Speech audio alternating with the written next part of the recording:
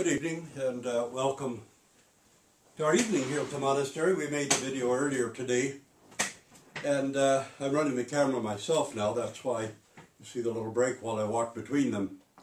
Just looking at a piece of copper ore with a few bits of other material in it and mica, I believe.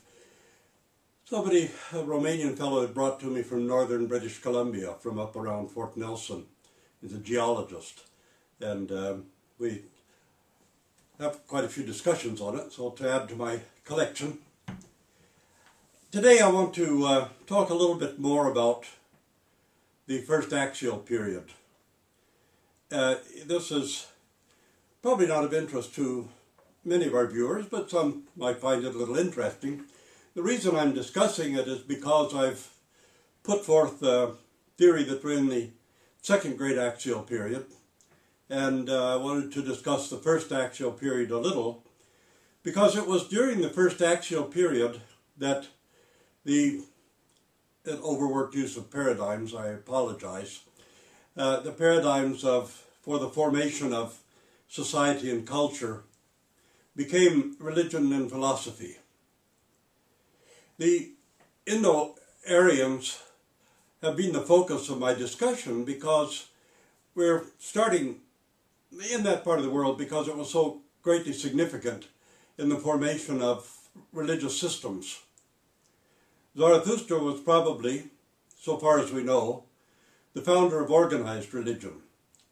He had, in the Aryan portion of the Indo-Aryan world, had developed his system, and I think a little earlier than Hinduism actually became quite so systematic.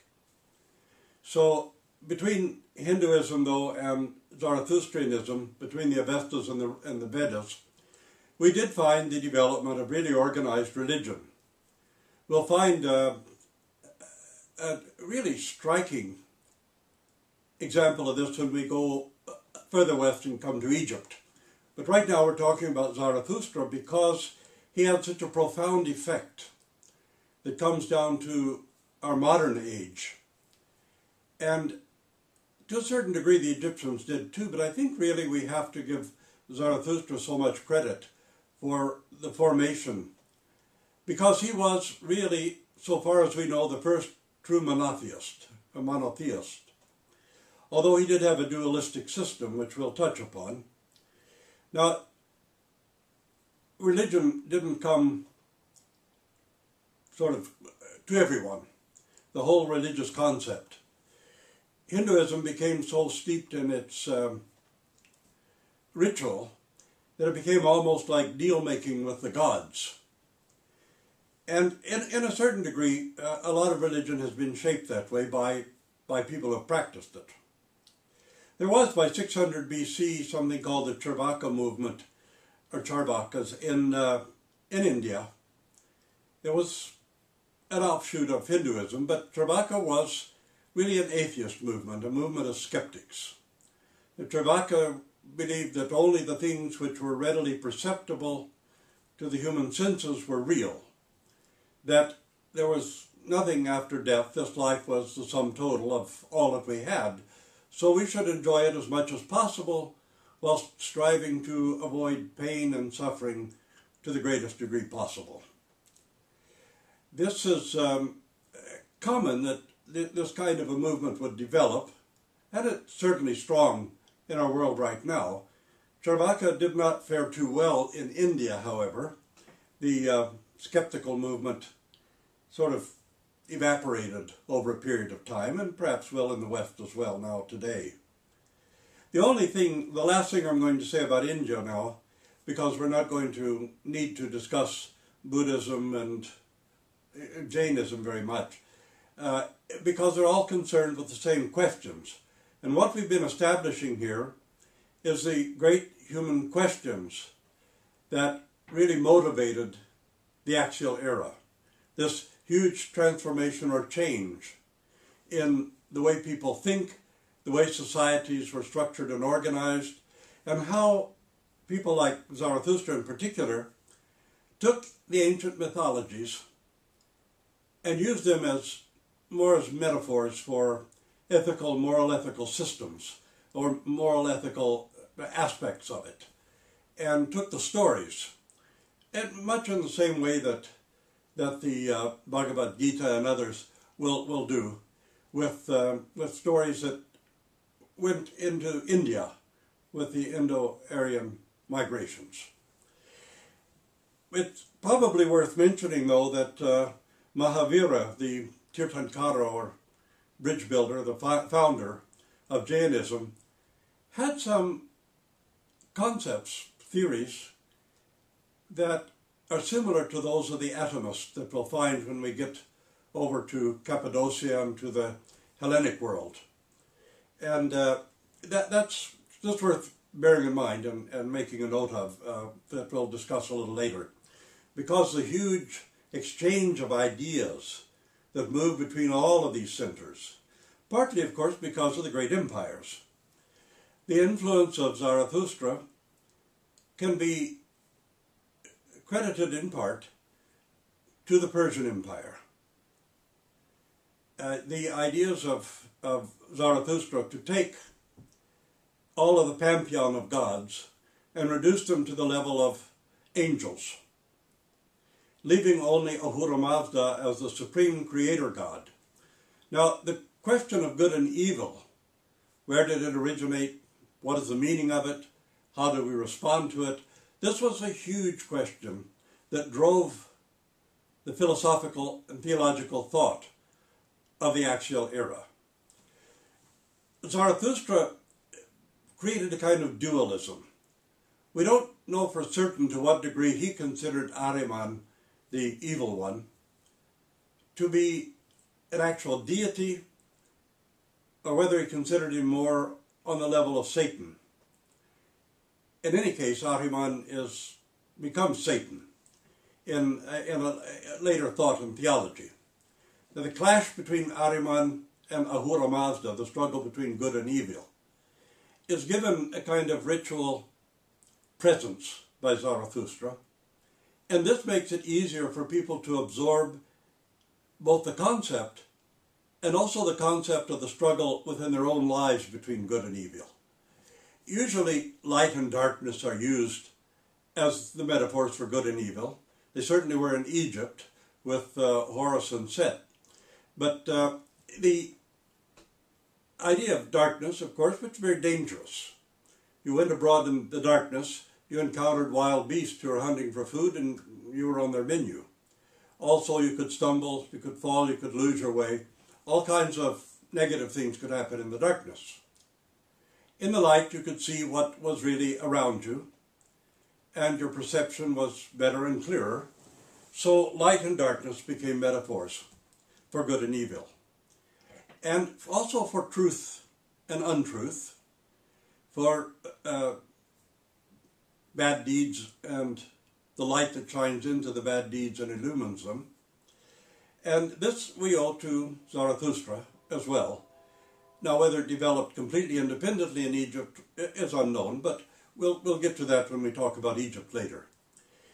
The thing is that this philosophical, theological thought is at the level of the prophets and the philosophers. So it very slowly trickles down to the general population of a civilization. It never really completely displaces in any country at any time, and certainly has not in the Christian world, displaced folk religion and the little folk tales that create the superstitions also of various areas and places. But in any case, there was a trickle down from the theologians and the philosophers. When you converted a king or an emperor to your religious system, then of course the movement into that religious system was much faster. The Persian emperors were generally Zarathustrian, monotheists, who were very much opposed to idolatry. This is perhaps why Xerxes destroyed the temple in Athens. It may not have been just because he was anti-Greek. It may have been because, as a monotheist, he didn't like the idea of an idolatry. However, Cyrus the Great probably lived up to the ethical system created by Zarathustra for rulers, for kings, for emperors, and how they should govern their land. Remember that most of these great prophets appeared at times, including the Buddha, appeared at times of great strife and injustice and inhumanities. And all of them were concerned about social justice, not so much legal justice. Legal justice, the lawgivers were there, they proclaimed this. But the great prophets, including Confucius, who was worked at the time of the Warring States, were really concerned about order in the midst of chaos, and were opposed to warfare in general, and all of them were interested in systems by which families could live in harmony, tribes could live in harmony, or clans really could live in harmony, in which the whole state could be in a peaceful kind of harmony and order instead of chaos. So they wanted something systematic, but something that had a humanity to it. They had really begun to think of the individual as a person with a personhood. Now, perhaps Mahavira would be an exception to that. But the individual had a real personhood. And that personhood mattered. This was an enormous breakthrough, an enormous development in human thought. And it really began to completely reshape the way people thought about themselves and the way they thought about others. Their own personal destiny of death became very significant and very important at this time because they recognized themselves as an individual with an actual personhood. Now, as this grew and developed and spread, we can see how the thought of Zarathustra, reducing the pantheon of gods down to the level of angels, and having the conflict between the creator, the divine creator, the good one, and an evil person, an evil presence, or the personification of evil, really could spread and affect the other religions of the book. When we come to a little farther west and we come to the prophet Isaiah, we're going to see the impact of the Axial era on the Hebrew prophets. Now, from a purely Christian, or at least Orthodox Christian perspective, in referring back to our holy and God-bearing father Justin the martyr, Justin the philosopher, we could say that Zarathustra was part of the preparation for the coming of the Messiah, the coming of Christ. And this would be perfectly consistent with Orthodox Christian thought and the expression given to these ideas by Justin the philosopher and martyr. So we'll see when we talk about prophet Isaiah that there's a very profound humanity, a real concern with social justice, and putting forth an ethic or a moral basis which had a great deal to do with our relationship with other human beings. And this is one of the great parts of the Axial era, is the establishment of a concept of interhuman relations on some kind of an ethical, moral basis that had some system to it, and some humanity, some real concern for humanity, a greater sense of empathy that began to develop, rather slowly, I dare say, but I think probably with what we do know of Zarathustra. I think he was probably rather deeply concerned with empathy amongst human beings, and the empathy of the emperor for the subjects over whom he ruled. And that's why we would say that Cyrus the Great probably lived up to that image more than any other of the Persian emperors. Darius III was very pious Zarathustrian, others were as well. But there were some special aspects to Cyrus the Great. You know, he favored, above all, he favored the Jews within his empire. And I think he favored them because they were monotheists, first of all. He actually financed the rebuilding of the Jewish temple and sent Ezra, Nehemiah, I think Nehemiah was his cupbearer or something like that, sent them back and rebuilt that temple because it was a temple to monotheism. And we see that through him, the ideas of Zarathustra really spread wide and far. Now, he never mentions Ahura Mazda in any of his inscriptions.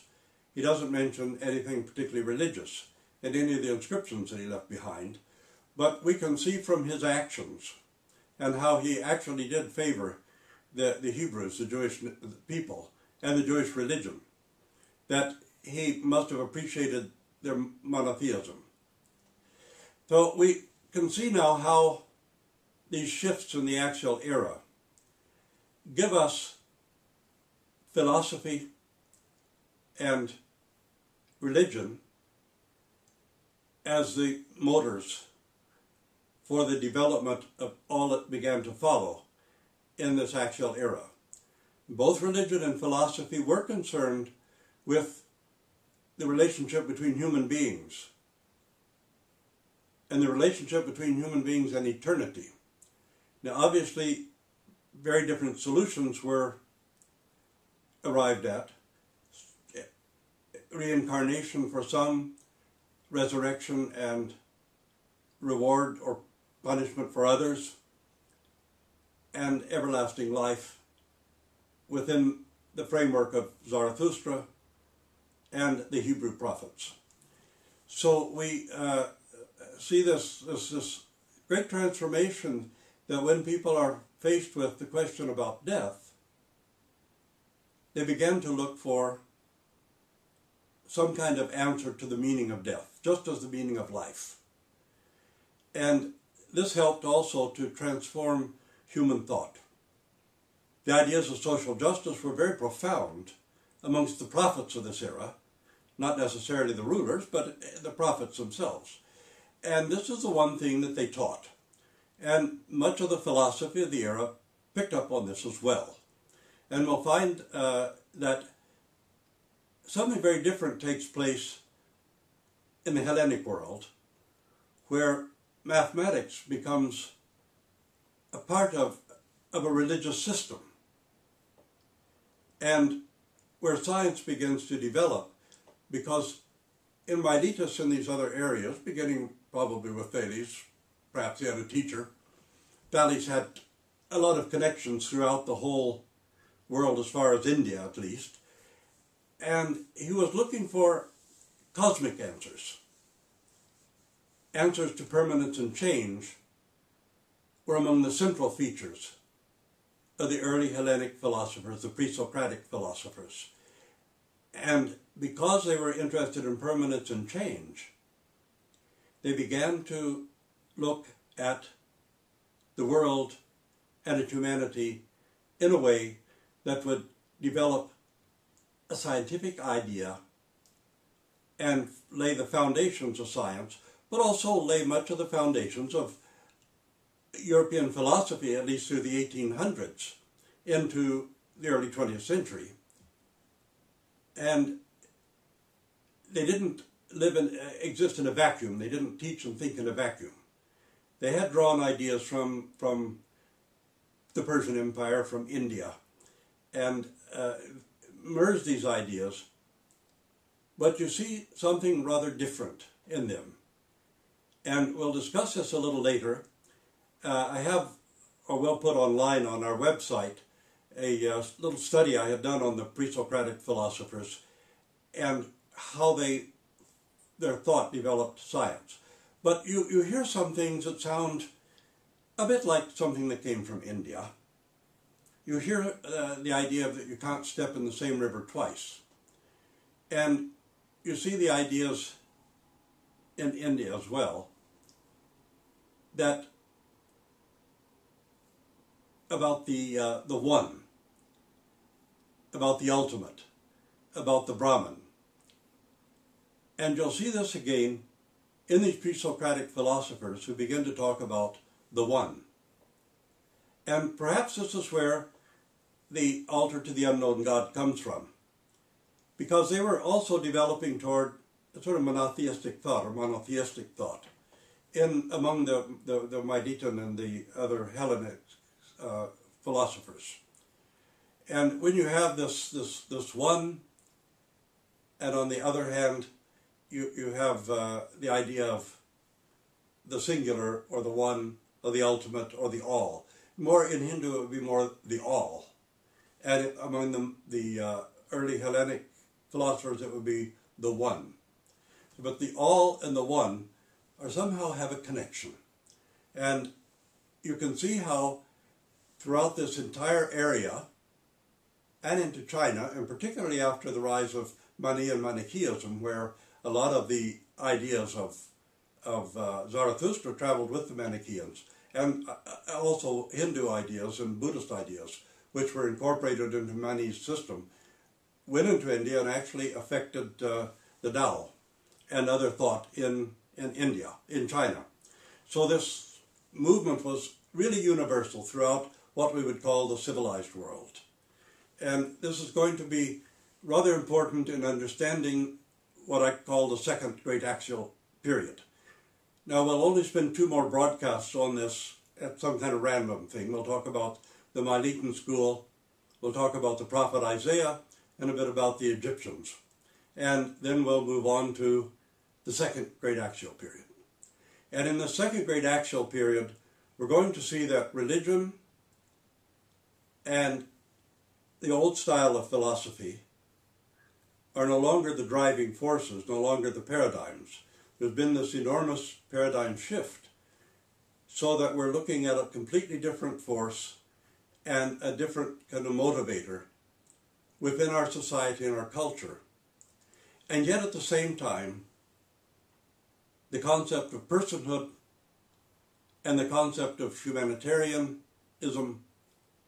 and the concept of social justice are still very, very prominent features in the struggle as we move into the new axial period, which is being very strongly resisted by some forces, as it was likely in the beginnings of the great axial era. And we'll discuss those a little later on. And meantime, I again thank you for your prayers, and especially those of you who remembered me in their prayers during my illness. And I hope that all of you who actually watch this video will gain something from it. I think it can be applied in so many ways. And I know that from an Orthodox point of view, we can always say these things were preparations for the coming of the Messiah. Those of you who are atheists have a completely different perspective on it, of course. And I know we have some Islamic viewers. And you also will see some of this work of the axial era as preparatory to the work of the Prophet Muhammad.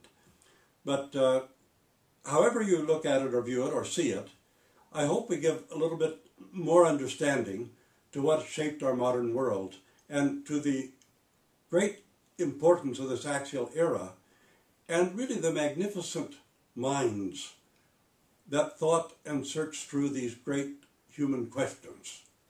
And to the fact that all of these ancient prophets of the axial period, including Zarathustra, who was, of course, before the axial period, and I like to say the grandfather of the axial period, all of them were concerned about the human condition, about human suffering, about the meaning of good and evil, permanence and change, about the individual human being as a person.